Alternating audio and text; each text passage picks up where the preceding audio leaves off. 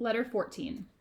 My dear Wormwood, the most alarming thing in your last account of the patient is that he is making none of those confident resolutions which marked his original conversion. No more lavish promises of perpetual virtue, I gather. Not even the expectation of an endowment of grace for life, but only a hope for the daily and hourly pittance to meet the daily and hourly temptation. This is very bad. So that's kind of funny, right? Because it's coming from a devil, and Screwtape's like, oh, right, your patient is living this like godly life. He's pursuing the Lord. Oh man, we're in trouble. This is not good. You see only one thing to do at the moment, or I see only one thing to do at the moment. Your patient has become humble. Have you drawn his attention to the fact? All virtues are less formidable to us once the man is aware that he has them. But this is especially true of humility. Catch him at the moment when he is really poor in spirit, and smuggle into his mind the gratifying reflection, by Jove, I'm being humble. And almost immediately pride at his own humility, will appear. If he awakes to the danger and tries to smother this new form of pride, make him proud of his attempt, and so on through as many stages as you please. But don't try this too long, for fear you awake his sense of humor and proportion, in which case he will merely laugh at you and go to bed. But there are other profitable ways of fixing his attention on the virtue of humility. By this virtue, as by all the others, our enemy wants to turn the man's attention away from self to him, and to the man's neighbors. All the objection and self-hatred are designed, in the long run, solely for this end. Unless they attain this end, they do us little harm, and they may even do us good if they keep the man concerned with himself, and, above all, if self-contempt can be made the starting point for contempt of other selves, and thus for gloom, cynicism, and cruelty.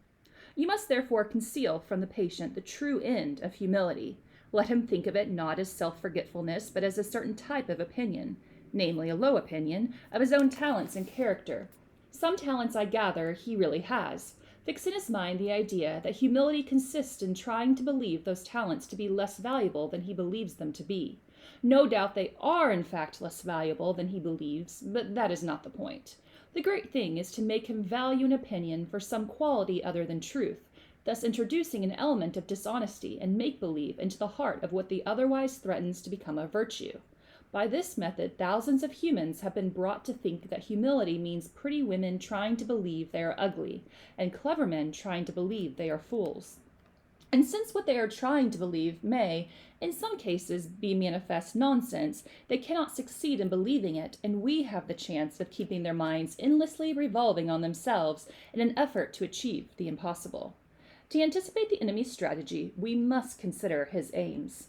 The enemy wants to bring the man to a state of mind in which he could design the best cathedral in the world, and know it to be the best, and rejoice in the fact, without being any more or less or otherwise glad at having done it than he would be if it had been done by another. The enemy wants him, in the end, to be so free from any bias in his own favor that he can rejoice in his own talents as frankly and gratefully as in his neighbor's talents, or in a sunrise, an elephant, or a waterfall. He wants each man, in the long run, to be able to recognize all creatures, even himself, as glorious and excellent things.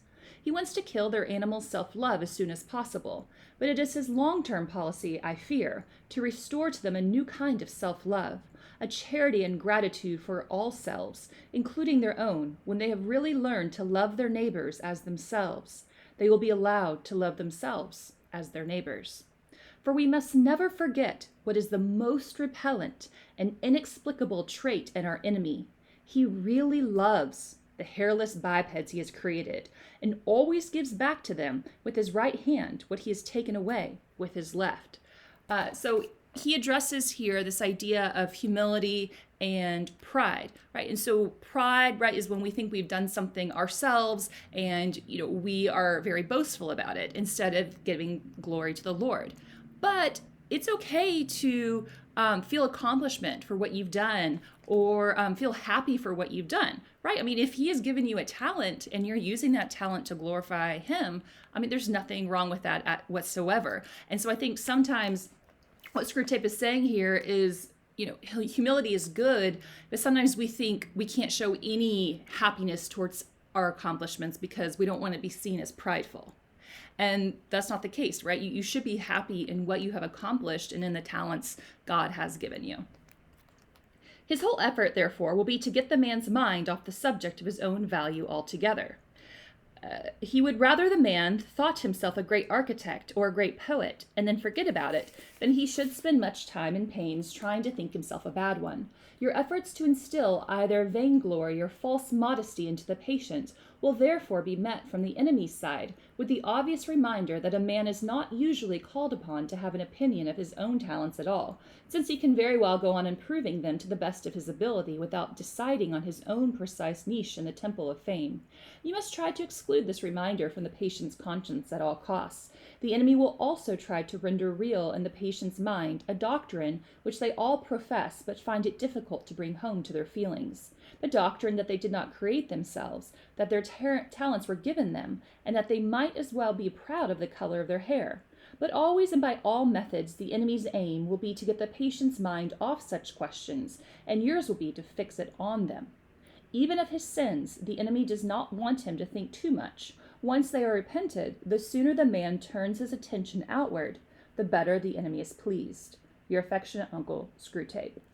If you go back and you reread that last sentence of this letter, what are your thoughts on that last sentence? Do you agree or disagree with that sentence?